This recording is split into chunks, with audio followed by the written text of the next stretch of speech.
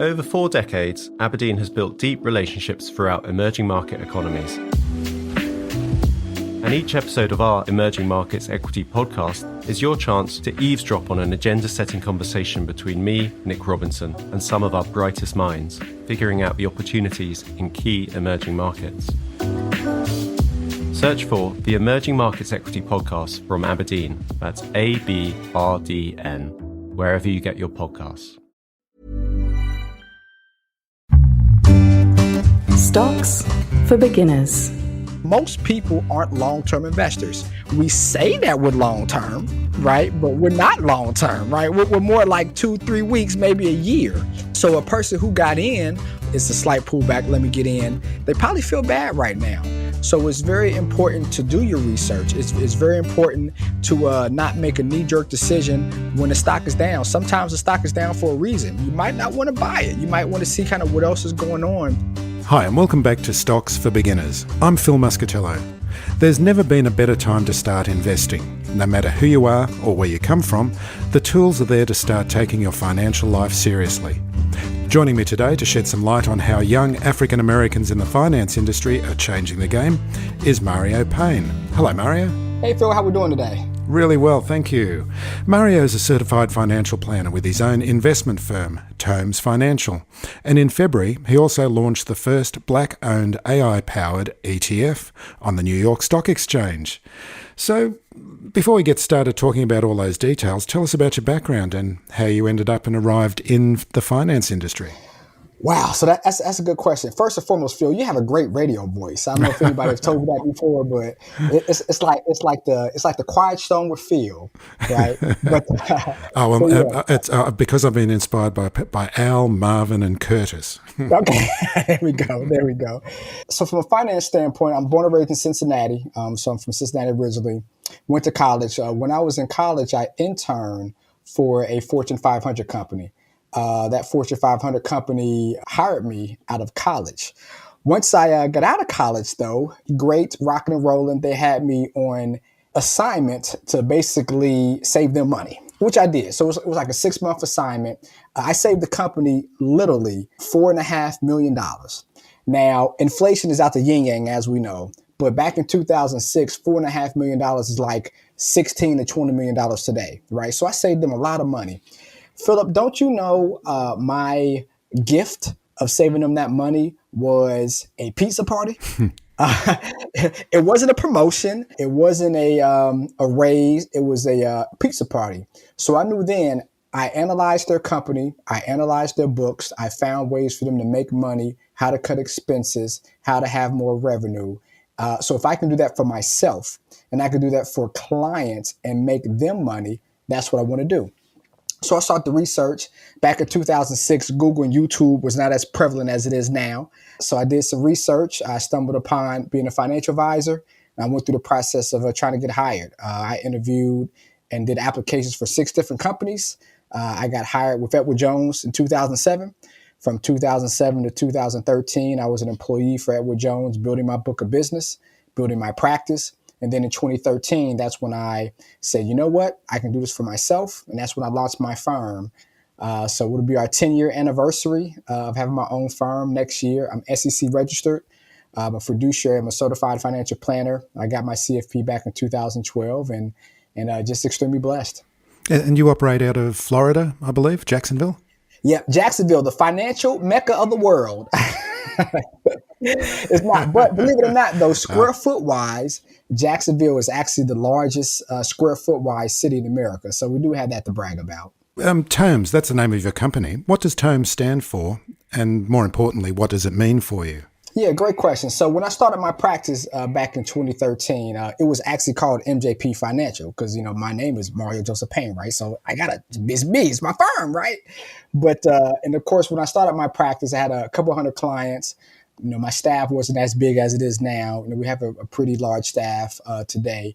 So I had epiphany last year. I was at a church and pastor was kind of talking about kind of giving back and kind of what is your gifts? So I was like, you know, I'm going to change my name. So Tomes, the T stands for tithe, the O stands for offering, the A stands for alms, means stewardship. So tithe, offering, alms means stewardship.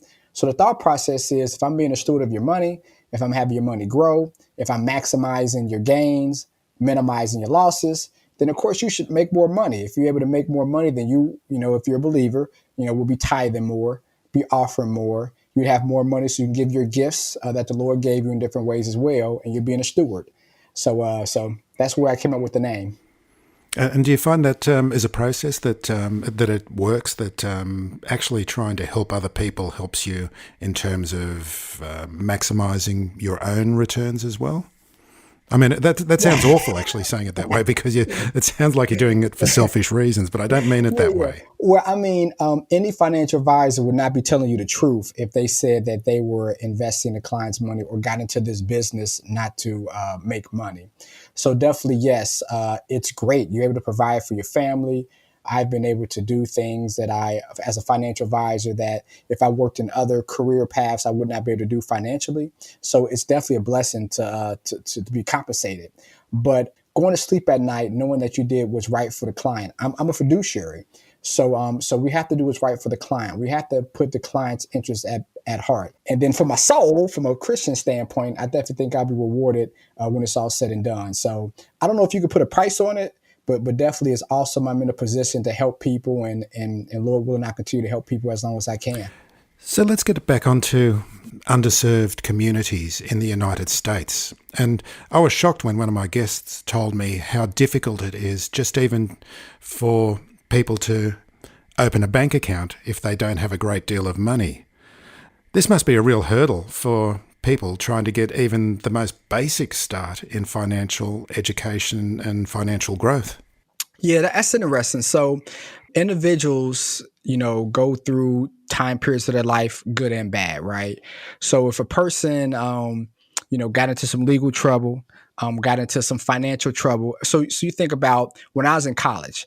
Now, again, things are different, but in the early 2000s, when I was in college, literally when you first go into campus, we had a student center, right? The student center, it was probably like 6 or 7 different credit card companies, right? Soliciting you to get their credit card. You buy this credit card to get books, buy this credit card to get shoes. If you don't have a part-time job, you kind of need to help with your tuition, right? So a lot of people get themselves in trouble. A young college student who gets themselves financially in trouble, who maxes out their credit card or maxes out 2, 3, 4, 5 credit cards, they're going to be in some trouble.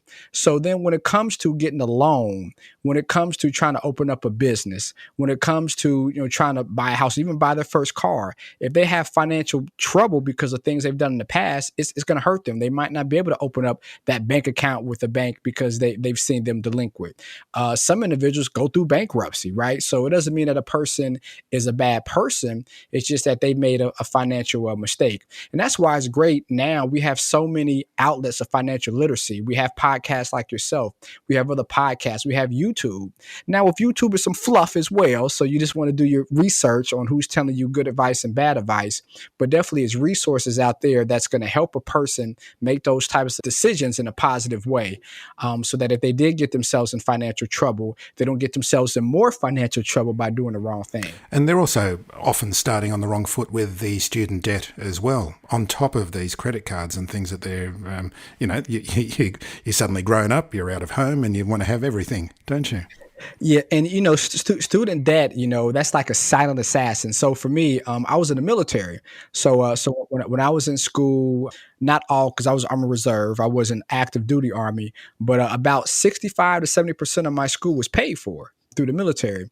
My girlfriend in college, now wife, she was in state. So she was in state. She had some scholarships, and so when we graduated, it was probably about 9 years after she graduated till we actually paid off her student loans. And for us, because of me growing my practice and things of that nature, I was able to put more, towards the student loans getting out of college. So think about a person who maybe didn't have the best grades in college and who kind of gets out of school and, the job or the occupation that they wanted when they got out of college wasn't there. And they're kind of building, just making it. They might have some children, they might have a wife, and they're not able to put as much as we were.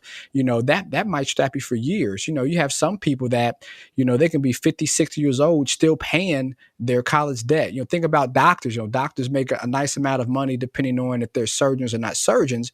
But if they're coming out of school with $250,000, $300,000, $400,000, that's a lot of money. So you're definitely right. Student loans is tough. So from a client standpoint, one of the things that we talk about, the first 2 years of college, you can do community college. Right now, community college is not as quote unquote sexy as, college, right? It's not as fun, no sororities and fraternities like a 4-year college or a major college. But if you do go to community college, it's a lot less expensive. You have your core classes. When you're done with your core classes, then maybe you go to that big university, for your, if you want a business degree or some type of degree. Also, from a college standpoint, now you have a lot of online classes. You can do like a Google coding. It's companies out there that do like boot camps if you want to get into tech, where you might not have to go to college, but if you go to those boot camp and get the certification, sometimes they help you get a job. I mean, it's tech jobs where you can make $80, $90, $100, $120,000 with no degree. Now it's a process. You have to go through that boot camp. You have to get your certifications. But if you're able to get your certifications, then that's going to help you so you don't have that $10, $20, $30, $100,000 of student loans. Over 4 decades, Aberdeen has built deep relationships throughout emerging market economies. And each episode of our Emerging Markets Equity podcast is your chance to eavesdrop on an agenda-setting conversation between me, Nick Robinson, and some of our brightest minds, figuring out the opportunities in key emerging markets. Search for the Emerging Markets Equity podcast from Aberdeen, that's ABRDN, wherever you get your podcasts.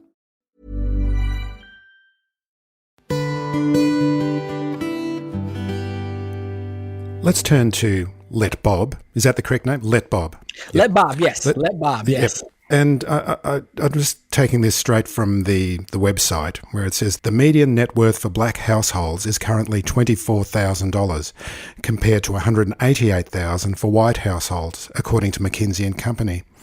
How do you see this as being changed? How can this be changed? That's a tough question. So first and foremost, I think education, right? From an education standpoint, you have other nationalities besides African Americans that may have some more better education, higher education. So that's with anything. You can look at any statistic, any chart, right? The higher the education from, graduate, to not going to college, right? Going to college but not finishing, graduating, postgraduate, doctorate, things of that nature, your income goes up. So the more individuals that have better education and higher education, I think that's going to help. Also, technology. I truly believe from a technology standpoint, technology is the future.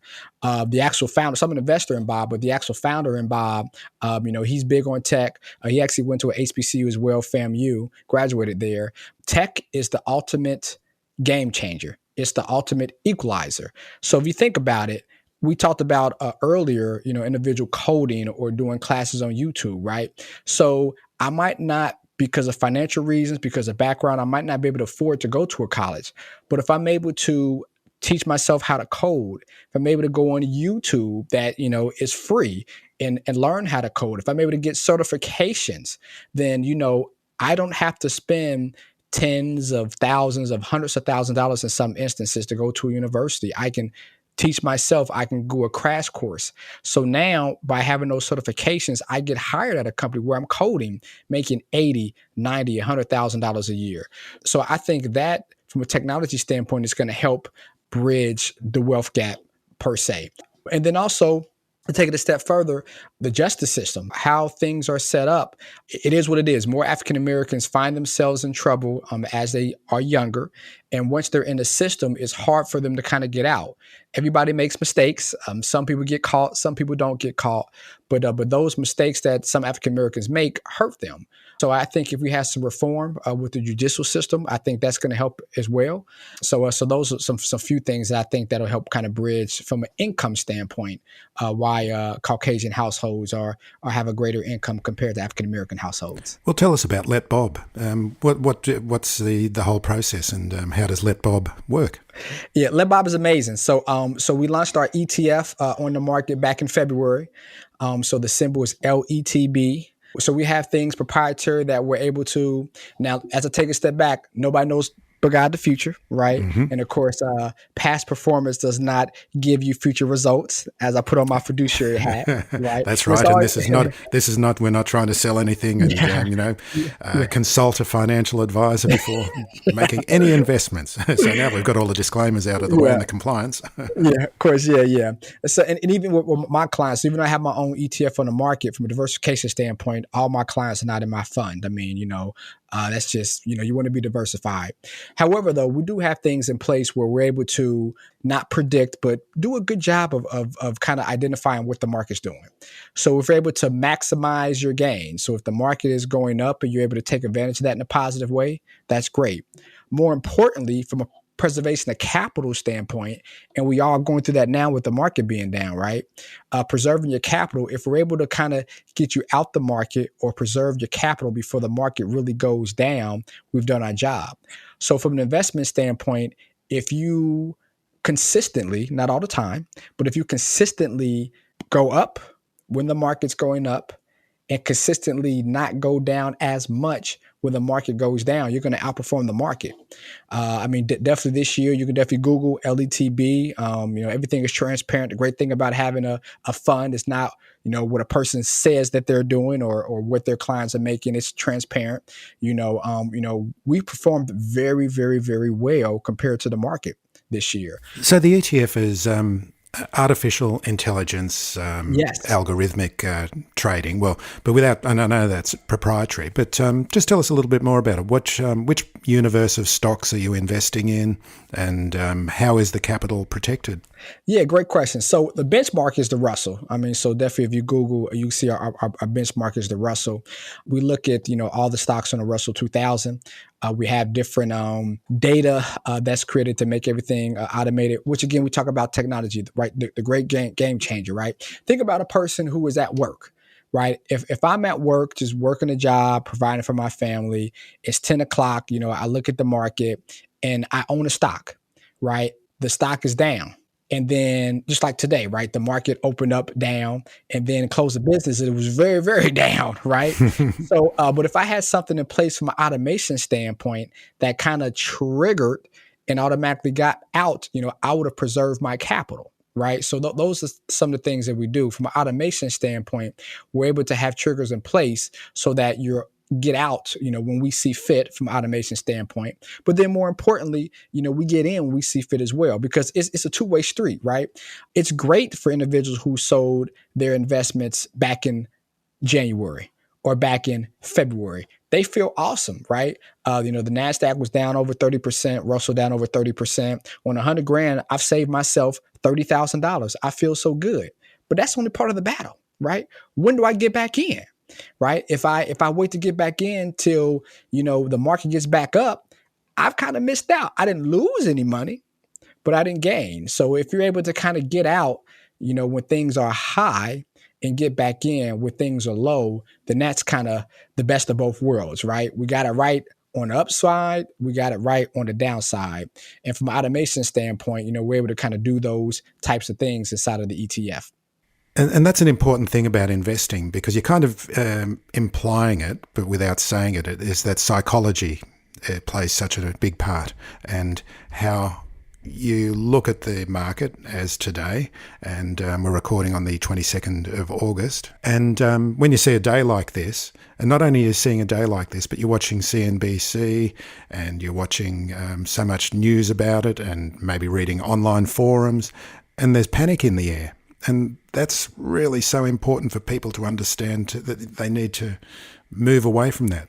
Yes. And, panic paralyzes individuals with investments, right? So you think about 2008. I was talking to a client earlier today about this. If a person got out in 2008, they felt great. But if they didn't get back in until 2013, I've lost money. We don't think about it that way, but inflation happened over 5 years, right? So the person who got out in 2008 and got back in 2009, they did it right because they got out and they got back in. Typically, if we kind of circle back from African American standpoint, There was a study being done. Over 60% of African Americans, first-time investors, if they first lose on an investment, it takes them on average 18 months to invest again. So think about that, right? We have market cycles. Market cycles usually in between 4 to 5 years, right? So if I get out when it's high, when it's low, excuse me, I get back in, I get out when it's low, and I'm buying investment when it's high, I lose in two different sectors, right? If an investment was worth $100, I sell it when it's at $70. Now then I wait until it gets back to 100 again. I've lost $30 on the downside, but now it costs me $30 to buy it again. Like that's $60 right there, right? Percentage wise, that's basically 50% if you kind of pair the up and the down. So the parallelization is real. People call it, FOMO, the fear of missing out. You had a lot of people probably Friday and probably today, that bought into the market. Now, long term, with the NASDAQ being down 20%, yes, long term, close my eyes, wake up 5 years from now, you're buying something at 20% down, it's pretty good, right? But most people aren't long-term investors. We say that we're long-term, right? But we're not long-term, right? We're more like 2-3 weeks, maybe a year. So a person who got in on Friday or got in today saying, hey, it's a slight pullback, let me get in, they probably feel bad right now. So it's very important to do your research. It's very important to not make a knee-jerk decision when the stock is down. Sometimes the stock is down for a reason. You might not want to buy it. You might want to see kind of what else is going on within the industry, within the sector, what's going on with management, what's going on with financials. We look at a stock like Target, right? Target went down and a lot of people bought it. We look up 3 months later and down again because of their inventory. So just because the stock is down doesn't mean it's a buy. You really want to do your research. And for professional money managers, that's their job. The average retail person, not so much. You think about day trading, right? 90% of retail day traders lose. They have information. Google's free. Bloomberg, for the most part, is free. At least have Bloomberg Terminal. You have Market Watch, right? You have free information. So with that free information, we still continue to do the wrong thing. I say all that to say, you definitely want to do your research. You definitely want to make sure the companies that you're buying are solid companies. And if you don't think that you're able to do the research, buy an ETF like a LETB. Want to be diversified, not all LETB, but you want to buy ETFs that does the research for you to make sure that you prayerfully maximize your gain and also minimize your losses. What do you tell young people who are investing for the first time? Close your eyes and enjoy the ride, literally, because you have up days and bad days. A person who invested January 2020, they hated themselves. A person who invested April of 2020, they think they're the greatest thing since sliced bread, right? So 3 months seems like a short period of time, but for investors, a long period of time. It's about executing, right? A person who invested in 2020, like I said, in January, they look up, they're down by 20, 30, 40%, depending on the index, right? A person who invested in March, April, May, they feel like a genius right now, right? So you don't get it right all the time. Stocks that we buy, you have good stocks, bad stocks, horrible stocks, great stocks. So you don't get it right all the time. But you don't want to do, as we talked about earlier, you don't want to buy a stock, it goes down, and then you say, forget about it. Throw down your laptop, throw down your phone. I'm never going to invest ever again. You have to take the good with the bad with the good. But literally, close your eyes and enjoy the ride. Seriously, though, from a dollar cost averaging standpoint, we recommend a person a dollar cost average.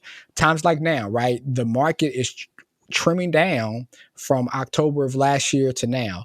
So yes, we're buying high, but as the market continues to go down, we're buying lower. So as the market gets back to where it was, those investments that you bought today, you being consistent, are going to grow significantly once the market gets back to where it was. So enjoy the ride, be consistent, dollar cost average. Those are some of the things that you want to look into. Dollar cost averaging is when you actively put in a certain amount, say each week or each month, into the market, no matter where the market is going up or down at that particular time. Yeah, correct. Because nobody has a crystal ball. We have an idea what the market is going to do next week, next year, 5 years, but we don't know completely, right? So, but we do know is that the value of companies go up and down. So if you're able to buy long-term companies when they're down, you're going to make more money. If you buy companies when they're up, and they go up further over time, you're going to make money again, right? So since we don't know the perfect time of it going up or going down, by you putting in the same amount of money and being consistent, right? It's like practice, right? They said Michael Jordan was the hardest practice player of all, was the reason why, in some people's opinion, now I would think LeBron James, whole different conversation, but people say that, Michael Jordan, is the GOAT. Kobe Bryant, the same way, he was relentless in practice. I mean, he would curse people out. He would make people, stay later. I mean, he was so keen on practice that he wanted to get practice early by, little Russell Sober, getting helicopters and flying over the traffic to and from so he can get to practice and practice more. You should look at investing the same way. If I continue to be consistent every single week, dollar cost average, you want to research, typically during a week, when does the market usually go down, right? Some people see studies that say it's Monday. Some look at studies that say Friday. Well, if that's over a week time frame, the days where the market's going to be down, we might want a dollar cost average on that day, right? Because we might get a better share price. So you want to do your research and be consistent by dollar cost averaging. That'll allow you to have some nice profits over time if we're consistent. And that's one of the things about dollar cost averaging now is that fees are so low and brokerage fees are so low. Oh, yes. That it becomes a no-brainer, really, doesn't it? Yeah. And think about technology, right? So that's one of the things that we talked about earlier in the conversation. And I was part of it, just not part of it, but from a financial world. When I started 15 years ago, it was commissions. You had A-share mutual funds where, you had to pay a upfront commission of up to 5%. Now you're like, why would somebody pay 5% to invest their money somewhere? But that's how it was in 06 and 07 when I first started, right? Mm-hmm. So a lot of investors, young and African-Americans who don't have that upfront cachet, shied away from investing. But with technology, companies like Webull, companies like Robinhood, companies like, our platform, letbob.com, that allows an individual to basically buy and sell stocks at 0% commissions. Now, all those companies are making money. So Robinhood, Webull, the discount brokerage, when they say zero commissions, yes, zero commissions, but they're making money. I mean, there's no charity. It costs money to do the things they do from regulation standpoint, if I can talk. But definitely from a technology standpoint, that has allowed new investors to get in, not need tons of money. Now you have fractional shares. Right now, Amazon split. But, before the split, Amazon was very expensive, right? Who has, $1,000, $2,000, $3,000 to buy Amazon? But with technology and the creation of fractional shares, you can buy a piece of Amazon. So you can have the growth percentage-wise, not dollar-wise, of course, right? But still, so with fractional shares and technology, as we talk about, I definitely think that is a game changer. And it'll be interesting to see a year from now, because 1 year of technology is like 5 years in human years, right? So 1 year from now, 3 years from now, 5 years from now, 10 years from now, it'll be interesting to see how much more technology will help retail investors and also institutional investors as well, everybody. And it's also dispiriting for young investors when they get started and they might only be putting $5 a week away, for example, and they see their balance growing, and it's not going anywhere. But again, it's looking at that long-term picture, isn't it? Yeah, it is. And so I'm also a Dave Ramsey, a smart investor. So I'm endorsed by Dave Ramsey. And so he put up a post about, I want to say 2 months ago. And it was if a person maxes out their Roth IRA over a 30-year time period, they would have over $1.2 million in a regular index fund, right? So maxing out my Roth IRA takes discipline. Right. So maybe when I'm a 22-year-old, I don't do it. But if I'm 30 and I have the cachet, I can do it. Yes. From 30 to 60, that's a pretty fun ride. Now, it's going to be a bumpy ride if we're in the market. We're going to have good days, good years like last year, bad years like this year. But being consistent and dollar cost averaging, as we're talking about, you're going to be quite happy and you're going to feel great about your portfolio years down the road. In terms of education and in terms of talking to a young person who is starting investing for the first time, there's such a universe out there that they could be going into. They could be going into ETFs, individual stocks, mutual funds, whatever. And I'm just thinking about a guest that I've just been interviewing and about talking about just focusing on one thing just to get started, because really that's where the education comes in. Learning, doing is learning, I think is the phrase that he used. One thing, that's a loaded question, right? So it depends on where you're at from an investment standpoint. So I would always recommend before you do any investing, you do your research. You do your research on what company that you want to. We don't want to follow the masses, right? I mean, look what's going on to the meme stocks. Literally 2 weeks ago, Bed Bath and Beyond literally almost doubled in price, and then a day later, it's down by 75%. Right. So if I got in at its high, and its high took 3.5 days. So 3.5 days, and now I invest $100, and now it's worth 25. I'm probably not going to invest again for a while, right? So you want to do your research. You want to see why it's being propped up, right? You want to see trends. AMC, Bed Bath and Beyond, GameStop. The same thing is kind of happening where it props up and props down, right? So you want to see why it's happening. You want to do your research. That'd be the first thing to do before you do anything, research. Then once you do your research, we want to execute. Before you execute, you want to have a plan. Am I going to dollar cost average? Am I going to put in one lump sum? I never recommend a person putting in one lump sum. Even if it's, hey, I got this money, I want to invest. Yes, but let's do it over a 2-3 month time period, right? If a person invested in June, great. June, July, August is kind of back down a little bit. So you got some investments at a lower price.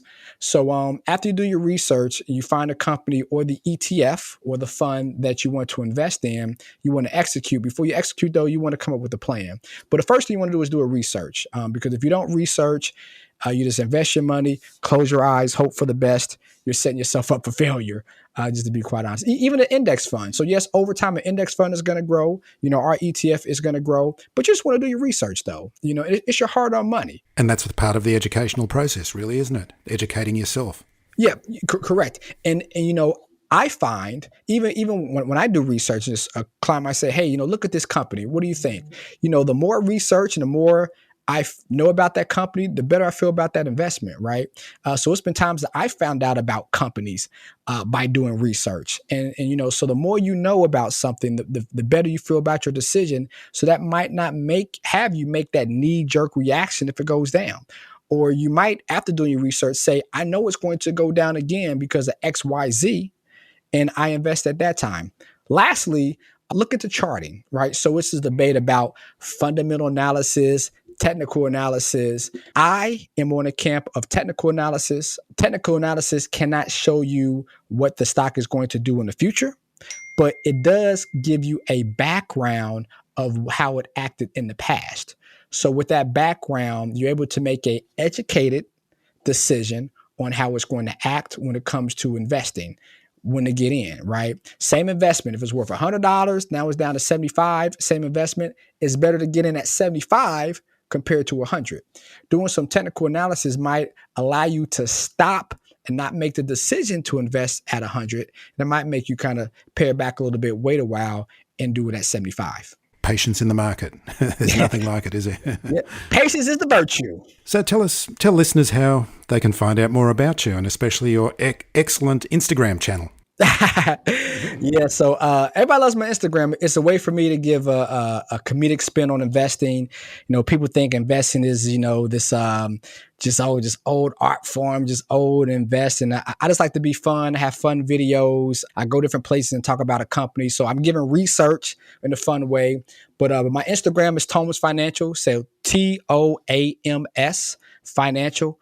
That's my Instagram, Facebook, Thomas Financial, LinkedIn, Thomas Financial, Twitter, Thomas Financial. We have a TikTok page for a little younger crowd, kind of breaks down investing from a very comedic young standpoint. That's actually called Painful Profits. So PAYNEFULPROFITS. Painful Profits. That's pretty cool. Then, of course, our ETF, again, is LETB. You can definitely go to our website. Please do your research. Go to our website, letbob.com, LETBOB.com. If you want to be with our investment app, we're basically like Robinhood, but some things that kind of helps you before you make any bad decisions investment-wise. You go to our website, sign up, and that'll help you as well.